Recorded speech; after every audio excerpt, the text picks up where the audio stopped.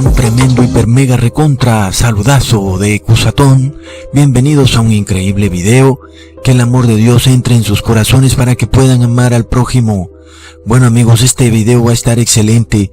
Como ustedes saben, en cuanto a lo que tiene que ver con la Biblia, todos sabemos que hay un Viejo Testamento y hay un Nuevo Testamento. Es decir, un Nuevo Pacto y un Viejo Pacto. Pero como siempre, las iglesias cristianas no tienen ni idea de qué es lo que eso significa exactamente. Y siempre te están diciendo que el Nuevo Pacto abolió el Viejo Pacto.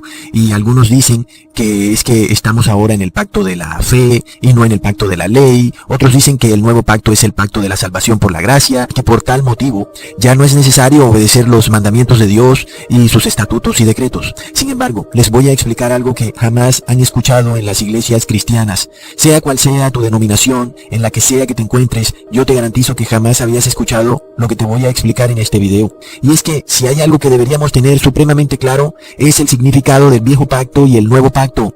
Pero imagínense amigos, la mayoría de las personas no tienen idea. Ahora, recordemos que cuando una persona tiene un contrato con alguien, establecen un contrato, lo firman, y de ahí para adelante, después de firmado el contrato, nadie puede anularlo, ninguna de las partes. Para lo cual, cada persona revisa muy bien qué es lo que firma cuando firma un contrato. Lee bien cada cláusula. No vaya a ser de que se equivoque y entonces le impongan la penalidad que está en el contrato. O la otra parte anule el contrato y eso es peor aún. Entonces, cuando establecemos un contrato con alguien, establecemos una serie de condiciones. Por lo cual, entonces es muy delicado cuando tú violas las condiciones establecidas en un contrato, ¿verdad? Sobre todo porque nada más pensemos en la vida real, ¿qué pasa cuando alguien viola las cláusulas de un contrato? La otra persona te puede llevar a la justicia, te puede llevar ante el juez y puede probarle al juez que tú violaste un contrato legal y por tanto el juez te puede imponer una penalidad porque tú te vinculaste a un contrato y estabas obligado a cumplir ese contrato. Por lo cual, amigos, todos nosotros somos preparados para cumplir los contratos que firmamos, porque cuando nosotros establecemos un contrato y no lo cumplimos, la justicia humana nos condena, porque hemos violado las cláusulas del contrato que habíamos establecido con otro hombre. Ponte a pensar, si el ser humano, que es muy injusto, entiende perfectamente el significado de lo que es violar un contrato, ¿acaso entonces Dios, que es justo, no debe más bien actuar justamente cuando alguien viola un contrato que establece con él? Yo pienso que sí. ¿Tú qué opinas? Porque no podemos pensar que ahora Dios es menos justo que el hombre. Si el hombre, que es injusto, encuentra que es justo condenar a una persona que viola un contrato, entonces mucho más Dios, que es justo, tiene todo el derecho de anular un contrato si la persona no está cumpliendo su parte del contrato. Ahora amigos, nosotros entonces recordamos que la nación de Israel estableció lo que llamamos un viejo pacto con Dios.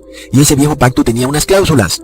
Como cualquier contrato humano, ese contrato tenía una serie de cláusulas, de condiciones. De la misma manera, como nosotros entramos en un contrato o pacto con otra persona para obtener algo a cambio, generalmente hacemos un contrato para obtener de pronto un carro o un crédito.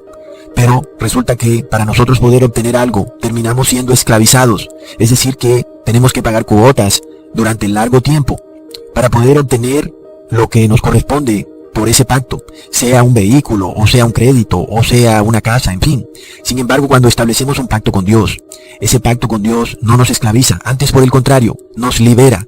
Así que es muy bueno hacer un pacto con Dios, es de lo mejor que hay, porque estamos recibiendo algo a cambio y además estamos siendo liberados. Es decir, que prácticamente es como si ganáramos en ambas formas. Recibimos algo a cambio y no quedamos de esclavos. Por lo cual entendemos que cuando el pueblo de Israel estaba esclavizado en Egipto, entró en un pacto con Dios. ¿Y qué sucedió? El pueblo de Israel recibía a cambio la vida eterna, pero además era liberado de la esclavitud de Egipto. A mí me parece que es un excelente negocio. Pero por supuesto, amigos, que la condición era que la nación de Israel debía obedecer las cláusulas de ese pacto. Es lo lógico, porque si no, entonces debía volver a la esclavitud en la que estaba antes de firmar el pacto con Dios. Por lo cual, como por supuesto así sucedió, la nación de Israel anuló el pacto que hizo con Dios y por eso fue de nuevo conquistada y subyugada y esclavizada. Y le sobrevino una tremenda maldición. Por esto se declara en Jeremías capítulo 11, versículo 3. Maldito sea el que no obedezca las palabras de este pacto. La nación de Israel firmó y selló un pacto con Dios. Leamos en Éxodo 19, cuando Dios empieza a establecer un pacto con la nación de Israel. Ahora pues, si diereis oído a mi voz y guardaréis mi pacto, vosotros seréis mi especial tesoro sobre todos los pueblos, porque mía es toda la tierra. Entonces, luego vienen las condiciones de Dios, sus estatutos, sus leyes, sus decretos, esbozadas, descritas en Éxodo 20, los 10 mandamientos, luego en Éxodo 21 y luego en Éxodo 23. Dios declara que lo que está escrito en esos capítulos es su pacto, leyes morales, inclusive las fiestas del Señor. Y amigos, también los 10 mandamientos, por supuesto, escritos en las 2 tablas de piedra. Estas cosas, junto con otras leyes que le competían a la nación de Israel, establecían el viejo pacto. Luego Moisés escribió todas estas leyes en un contrato, en un pacto. Y leemos en Éxodo 24, versículo 4. Y Moisés puso por escrito todas las palabras del Señor. Y luego que sigue, el pacto es sellado con sangre. Ojo, con sangre. Y leemos en el versículo 6. Moisés tomó la mitad de la sangre y la puso en tazones y la otra mitad de la sangre la esparció sobre el altar. Tomó entonces el libro del pacto y lo leyó ante todo el pueblo y ellos dijeron: acataremos todas las cosas que el Señor ha dicho y las obedeceremos. Luego Moisés tomó la sangre y la roció sobre el pueblo mientras decía: esta es la sangre de la alianza que el Señor hace con ustedes al darle todas estas cosas. Así que Moisés dice: esta es la sangre del pacto, es decir, el pacto es sellado con sangre. Pero plop, resulta que la nación de Israel invalida ese pacto, un pacto que era totalmente favorable a ellos, pues eran liberados de Egipto y además recibían la vida eterna, y eran establecidos como una nación poderosa, un pueblo especial y santo consagrado al Señor. Pero así están las cosas, violaron el pacto, y lo que sucedió fue que la nación de Israel perdió ese pacto quedó anulado y no fue por Dios, fue por la nación de Israel. Es por esto que no podemos de nuevo volver a la nación de Israel a establecer un pacto con Israel como nación, porque Israel, la nación de Israel, violó ese pacto. Pero amigos, volviendo al tema, recordemos entonces que Jesús también sella un nuevo pacto en Lucas capítulo 22, versículo 20. De igual manera, después de que hubo cenado, tomó la copa diciendo: esta es la copa de la nueva alianza en mi sangre, que por vosotros se derrama. Sin embargo, ¿dónde está lo que contiene ese nuevo pacto, que ahora Jesús ha sellado con su sangre? Es decir, este nuevo pacto está regido por ¿qué cláusulas? ¿Por cuáles leyes? Y si hay leyes y cláusulas, estatutos y decretos, ¿dónde se escribieron? Para nosotros poder saber, pues es muy importante. No vaya a ser que nosotros también cometamos el mismo error que cometió la nación de Israel. Por lo cual tenemos que buscar en qué libro están descritos estos estatutos y decretos, amigos. Y esto se nos explica claramente en Jeremías capítulo 31, versículo 31. He aquí vienen los días, dijo el Señor, en los cuales haré un nuevo pacto con la casa de Jacob y con la casa de Judá. Así que Dios ya nos está profetizando que va a haber un nuevo pacto, un pacto diferente. Bueno, leamos en el versículo 32. No como el pacto que hice con sus padres el día que tomé su mano para sacarlos de la tierra de Egipto, porque ellos invalidaron mi pacto, y yo, aunque fui el marido de ellos. Ok, pongan atención, ya eso lo sabíamos. Este es un nuevo pacto que no es como el pacto que hizo con la nación de Israel, porque la nación de Israel invalidó el pacto. Ok, leamos en el versículo 33. Mas este es el pacto que haré con la casa de Israel después de aquellos días, dijo el Señor. Daré mi ley en sus almas y las escribiré en su corazón, y yo seré a ellos Dios y ellos me serán por pueblo. Así que amigos, las leyes se escribieron ¿en qué libro? En el libro del corazón. Ya no están escritas en un libro de la ley, sino en nuestros corazones, en nuestras almas. ¿Pero cuál ley, amigos? Pues la misma ley que ya habíamos hablado, la ley que estaba descrita en Éxodos 20, 21, 23 y en toda la Torá, en todo el Antiguo Testamento. Esa misma ley ahora es escrita en las almas y en los corazones de las personas. Estas son las leyes del nuevo pacto que es sellado con la sangre de Cristo. Son las mismas leyes que estaban antes en el Antiguo Testamento, porque nuestro Dios no está diciendo: ahora tengo una nueva ley que pondré en sus almas y en su corazón. No. La misma ley pondrá en sus almas y en sus corazones. Entonces, son las mismas leyes, los mismos mandamientos, las leyes morales, las fiestas del Señor, las leyes de salud y todo estatuto y decreto de Dios. Esas leyes ahora están escritas en los corazones. Y ese es el nuevo pacto. Ahora recuerden que amar a Dios sobre todas las cosas ya estaba en el viejo pacto, en Deuteronomio capítulo 6, versículo 4. Ven que lo que les estoy diciendo se comprueba fácilmente. Ahora, digamos, amarás al prójimo como a ti mismo, de lo cual muchos dicen que es el nuevo pacto, pero resulta que esa ley ya estaba también en el viejo pacto, en Levítico, capítulo 19, versículo 18. ¿Ven? Es decir, es la misma ley del Viejo Testamento, pero ahora escrita en nuestros corazones. Por lo cual, Jesús no cambió la ley. Al contrario, Jesús escribió la ley en nuestros corazones. Leamos en Mateo capítulo 5, versículo 43. Oísteis que fue dicho, amarás a tu prójimo y aborrecerás a tu enemigo. Y entonces, pongan atención. ¿Qué es lo que acabamos de leer? Oísteis que fue dicho. Es decir, ya había sido dicho antes. No es nada nuevo. Ya había sido dicho, amarás a tu prójimo. Oísteis que fue dicho. Por lo cual, amigos, amar al prójimo no es nada nuevo. Ya había sido dicho. Pero ahora, Jesús inclusive pone a nuestros enemigos en la categoría de prójimo, escribiendo de nuevo la ley en nuestros corazones. Es decir, ¿cómo se puede amar al prójimo si ya lo amas? Entonces finalmente no estás amando al prójimo. Pero cuando se trata de una persona que no nos cae bien, ahora esa persona se convierte en nuestro prójimo. Entonces ahí entra la ley a nuestro corazón. ¿Ven? Entonces leamos en el versículo 44. Mas yo os digo, amad a vuestros enemigos, bendecid a los que os maldicen, haced bien a los que os aborrecen, y orad por los que os ultrajan y os persiguen.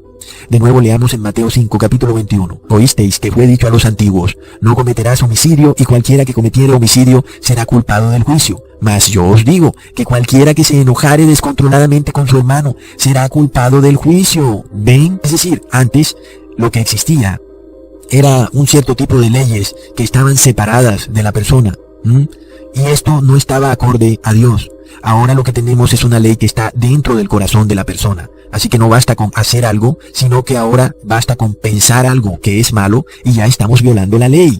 Y el sacerdote de la nación de Israel no podía leer tu mente. Pero nuestro Dios sí puede leer tu mente y sabe que odias a tu hermano en tu mente, por lo cual estás violando el 6º mandamiento. Y si violas un punto de la ley, los violas todos. Así que amigos, lo mismo sucede con el 4º mandamiento, donde dice que debemos reposar en sábado. Por supuesto que tiene que ser parte del nuevo pacto. Leamos en Mateo capítulo 24, versículo 20. Orad pues, que vuestra huida no sea en invierno ni en sábado. Es decir, que ya no basta con obedecer un día de reposo, sino que lo debemos tener tan metido en nuestro corazón, que aún si existe un problema terrible donde somos perseguidos, debemos orar para no violar el día de reposo, inclusive si somos perseguidos. Es de esa manera como la ley tiene que estar incrustada en nuestro corazón, de una manera tan increíble que aún tenemos que orar para que, por culpa de otra persona, no violemos la ley. Entonces, amigos, claramente que Jesús está hablando de los tiempos finales, por lo que por supuesto que el día de reposo estaría válido hasta el fin de los tiempos, e inclusive por toda la eternidad. Pero por el ánimo de la discusión, les voy a probar que el día de reposo jamás pudo haber sido cambiado. Amigos, pongan atención. Es obvio que todas las leyes del Antiguo Testamento fueron ahora reconfirmadas y escritas en nuestros corazones en el Nuevo Testamento. Entonces, ¿a quién se le puede ocurrir decir que el diezmo fue abolido? Plop, tremendísimo error. El diezmo, por supuesto, tiene que seguir siendo válido, así como las ofrendas. Esta ley debe estar en nuestros corazones. Leamos en Mateo capítulo 5, versículo 23. Por tanto, si trajeres tu presente al altar y allí te acordares que tu hermano tiene algo contra ti, deja allí tu presente delante del altar y ve y vuelve primero en amistad con tu hermano. Entonces ven y ofrece tu presente. Inclusive, amigos, de nada sirve que andes dando diezmo y que andes ofreciendo presentes a la iglesia si estás violando la ley. Así que nuestro Señor Jesús mezcló dos cosas que están en tu corazón, tanto el dar el presente a Dios como el obedecer la ley de amar al prójimo, es decir, de no odiar al prójimo. Ese es el 6º mandamiento, por lo cual, amigos, vemos que el diezmo por supuesto que tiene que estar válido aún en el nuevo pacto. Miremos cómo nuestro Señor Jesús magistralmente combina el 2º mandamiento con el diezmo cuando muestra lo que donó una mujer viuda, cuando le preguntan sobre la imagen en un denario. Leamos en Lucas capítulo 20 versículo 24. Mostradme un denario. ¿De quién tiene la imagen y la inscripción? Y respondiendo le dijeron, de César. Entonces les dijo, pues dad a César lo que es de César y a Dios lo que es de Dios. Amigos, el 2º mandamiento que dice, no te harás imágenes, es pecado, por lo cual, aunque el pueblo judío no se hacía imágenes físicas, sí se hacía imágenes espirituales porque eran avaros, les gustaba el dinerillo. Así que Jesús escribió en sus corazones el 2º mandamiento y el diezmo al mismo tiempo. Pues al parecer no se hacían imágenes, pero sí tenían la imagen espiritual de que les gustaba el dinero, por lo cual la imagen del César se hacía pecado en sus corazones. Amigos, así que amigos, no es que, yo cumplo el segundo mandamiento, yo no me hago imágenes, pero vemos que no diezmas, entonces si te haces imágenes, estás violando el segundo mandamiento, porque la imagen puede hacerse también a la manera espiritual. Lo mismo ocurre con el cuarto mandamiento. Tú puede que no te estés haciendo una imagen, pero resulta que al no reposar en sábado, sino que reposas en domingo, que es el día del sol, en tu corazón te estás haciendo una imagen al sol, aunque físicamente tú no adores al sol. Cuando reposas en domingo, espiritualmente te haces una imagen al sol y lo idolatras.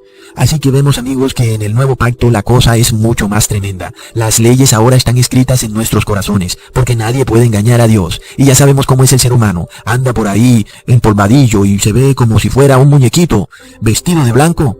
Y vemos que pareciera santito. ¿Y qué pasa? Su corazón es negro, amigos, negro.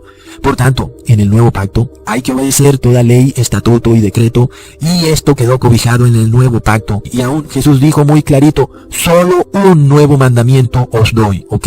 Es decir que Jesús solamente agrega un mandamiento más a la ley, y es amar al prójimo como Jesús nos amó. Aquí está la diferencia, que ahora hay que amar al prójimo como Jesús nos amó, algo que nunca antes nadie había visto. Es decir, que el mismo Dios, Jesús, el Hijo de Dios, bajó a la tierra y les mostró, es decir, nos enseñó a todos los seres humanos cuál es el verdadero amor. Jesús mostró un amor que sobrepasa todo, y este es un nuevo mandamiento de la nueva alianza, amar al prójimo como Jesús amó a todo el mundo. Por lo cual, tú no estás en la nueva alianza por andar comiendo, ni bebiendo, ni jugo, ni comiendo pan, ni cordero. Plop, no. Tú estás en la nueva alianza porque tienes fe en Dios, y por esto cumples con los estatutos y decretos del nuevo pacto. Esas son las cláusulas por las cuales se rige la nueva alianza. Y si no cumples esas cláusulas, estás fuera de la nueva alianza. Pero un momento, vamos por partes para que no se confundan. La nación de Israel ya no hace parte de la nueva alianza, es decir, como nación, mas como individuos, cualquier persona hebrea, particularmente como individuo, por supuesto que está invitado a ser parte de la nueva alianza, pero como nación ya no pueden, porque violaron el primer pacto, lo invalidaron y fue anulado, no por Dios, sino por ellos mismos, lo cual quedó confirmado cuando Dios dijo en Jeremías capítulo 31 versículo 29, en aquellos días no dirán más, los padres comieron las uvas agrias y los dientes de los hijos tienen la dentera, sino que cada cual morirá por su pecado, los dientes de todo hombre que comiere las uvas agrias tendrán la dentera. Así que ahora es asunto de cada quien, no porque yo me vaya y saque el pasaporte hebreo y ahora ande enrollado en la bandera de Israel, ahora yo me haré salvo y estaré en el nuevo pacto. No, señor, ahora el nuevo pacto es individual, ya no es de una nación. Aún, y si todos los profetas fueron de la nación de Israel, el pacto fue invalidado con la nación de Israel. Por lo cual, amigos, ahora el pacto es individual. Tú con Jesús estableces el nuevo pacto, la nueva alianza. Este pacto es individual de cada ser humano, ¿ok? De esta forma entiendes muy claro lo siguiente, pon atención. Todo rito de la ley levítica o de la ley que está en la Torá, sea en Éxodos del 21 al 23, o en Deuteronomio, o en Números, o en Levítico, en fin, todo rito que involucre a la nación hebrea ya no se lleva a cabo a la manera hebrea, porque esta nación anuló el pacto, y eso no es mi culpa, ellos fueron los que lo violaron, y yo, como acabé de leer, no puedo recibir la dentera de los padres, ellos comieron las uvas agrias y ellos llevan su propia dentera, por tanto, ya yo no tengo por qué ir a ningún templo en Jerusalén a hacer ningún sacrificio de una vaca roja, ni tampoco tengo por qué presentarme ante un rabino, ni estar hablando en hebreo, no. Entonces, ahora recordemos que el templo celestial está en el cielo, y el sumo sacerdote también, y es nuestro Señor Jesús. Es decir, que ahora la ley que estaba en la Torá, que estaba en Levíticos, en Éxodos, en Deuteronomio, en fin, es completamente espiritual. Por lo cual, vamos por partes, les voy a explicar qué significa. Pongamos el ejemplo de la Pascua. Es la fiesta del Señor. Resulta que supuestamente debía celebrarse el primer mes en el día 14, entre las 2 tardes. Pero plop, la Pascua ahora está escrita en nuestros corazones. Por lo cual, amigos, la Pascua que ahora celebramos es completamente espiritual. ¿Y qué quiere decir eso? Que no hay que comer nada. No hay que estar esperando ninguna fecha específica, porque ahora es una fiesta completamente espiritual. Entonces, alguien preguntará, pero Ecusatón, entonces, ¿cómo celebro la Pascua? Recuerda lo que simbolizaba la Pascua. La Pascua es libertad de la esclavitud de Egipto, pero como nosotros ya no somos la nación de Israel, ni ahora queremos ser libres de las otras naciones, sino que ahora nosotros celebramos una Pascua espiritual, por lo cual lo que ahora celebramos es la libertad del pecado. Plop, no hay que andar comiendo nada ni esperando fechas, sino que tenemos que celebrar esta Pascua que nos libera del pecado, es decir, nuestro Señor Jesús, el Cordero Pascual. por lo cual se hace absurdo andar comiendo corderos terrenales que además son inmundos e impuros. No importa que lo sacrifiques de acuerdo a la ley levítica, ojo, porque tú piensas que vas a hacer un ritual de acuerdo a tu religión, pero el animal que comes es impuro, amigos. Así que basta de enrollarse en sábanas y de andar haciendo rituales y esperando fechas. Amigos, entiendan, ahora nuestras leyes son espirituales. Lo mismo sucede con cualquier otra fiesta del Señor. Nosotros no andamos esperando fechas ni haciendo cálculos lunares para saber el día, ni el mes, ni el año. ¿Por qué? Porque ahora nosotros miramos es el significado espiritual de la fiesta. Por ejemplo, Jesús es nuestro pan sin levadura, pues nos libra de la muerte. Jesús es nuestro primer fruto, pues resucitó de la muerte después de ser sembrado en la tierra al morir. Asimismo nosotros nos despojamos de este cuerpo material y lo sembramos en la tierra como si estuviera muerto, para que ahora nazca un nuevo cuerpo, un nuevo grano. Es el primer fruto. El hombre resucitado. Hemos nacido de nuevo. Un contrato si es firmado entre dos personas nadie lo puede anular. Peor aún si es sellado con sangre, y si esa sangre es santa y pura, ¿quién puede anularlo? Por lo tanto, el apóstol nos dice en Gálatas 3, capítulo 15, hermanos, hablo como hombre, aunque un pacto sea de hombre, una vez ratificado nadie lo cancela ni le añade. Así que amigos, pongan atención, después de que Jesús sella este pacto con su sangre en el Calvario, nadie puede añadirle nada. Pongan atención, es decir, que si aún los apóstoles se les hubiera dado por reposar en domingo, porque según ellos, el domingo ahora fue santificado ya que Jesús resucitó en domingo, eso no les sería posible porque el contrato ya había sido firmado y sellado con la sangre de Jesús cuando murió en el Calvario. ¿Entiendes? Una vez muerto Jesús, el contrato o el nuevo pacto había quedado ratificado ya con sus cláusulas. Entonces, nadie podía ahora agregarle nuevas cláusulas, cancelarlo o cambiarle otras cláusulas. No, es decir que ahora los apóstoles ni ningún supuesto padre de la nueva iglesia cristiana tiene derecho a incluir nuevas tradiciones o cambiar leyes o imponer nuevos ritos, nuevas fiestas, nuevos festivales como la Navidad, fiesta de Reyes, en fin. No se puede porque lo que quedó sellado en el nuevo pacto ya quedó. Nadie puede incluirle nada, porque nadie celebra un contrato para después anularlo. Si tú celebras un contrato es para que sea válido, por lo cual ninguna nueva ley ni tradición puede ser agregada o añadida a este nuevo pacto. Entonces, aquellas iglesias cristianas que andan diciendo que las nuevas tradiciones son válidas, eso es totalmente falso. Y por si fuera poco, el sellamiento ocurrió con la sangre purísima y santísima de Cristo. Y recordemos que aquel que desecha las cláusulas de este nuevo pacto es como si estuviera declarando que la sangre de Jesús ni es pura ni es santa. Recontra mega plop. Por lo cual lamento informarles, amigos, que las iglesias cristianas y mesiánicas le andan añadiendo nuevas cláusulas al nuevo pacto. Algo que es totalmente ilegal hasta en términos humanos. Pero además también andan declarando que la sangre de Jesús no selló el nuevo pacto y que aún está abierto a nuevos cambios. Eso es muy erróneo. No se le pueden agregar nuevas tradiciones al nuevo pacto. Peor aún, amigos, aquellos que continúan celebrando ritos y fiestas que estaban en el viejo pacto, esos andan viviendo en un pacto que fue anulado hace 2000 años en el Calvario. Es increíble. Así que si tú estás esperando el mes de Aviv, el día 14, para comerte un cordero pascual, estás bajo un viejo pacto que fue anulado. Ese cordero que tú te comes ya no te puede liberar de nada, porque es un pacto que fue anulado. Pero alguien dirá, Ecusatón, pero entonces la última cena sí debemos celebrarla, porque fue sellada en el nuevo pacto, comer el pan y beber el vino. Plop. Jesús no celebró una cena, Jesús celebró la Pascua. Es clarísimo, amigos, leamos en Mateo capítulo 26, versículo 17. Y el primer día de la fiesta de los panes sin levadura, vinieron los discípulos a Jesús diciéndole, ¿dónde quieres que aderecemos para ti para comer la Pascua? Está demasiado claro. Entonces alguien dirá, pero te das cuenta, Ecusatón, mira que sí tenemos que celebrar la fiesta de la Pascua.